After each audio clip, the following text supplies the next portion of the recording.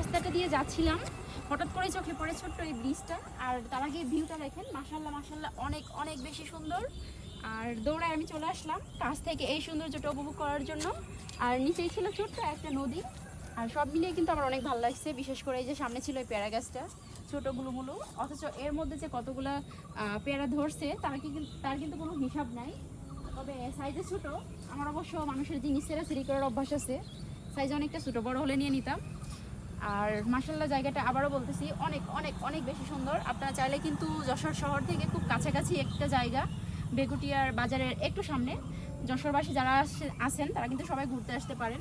জায়গাটা কিন্তু অনেক বেশি সুন্দর, আর আশা করি সবার অনেক ভালো লাগবে। বিশেষ করে যারা নিরিবিলি পরিবেশে ঘুরতে চান তাদের জন্য জায়গাটা হচ্ছে একদম বেস্ট। আর আজকের ভিডিওটা পর্যন্ত, সবাই ভালো থাকবেন, টাটা।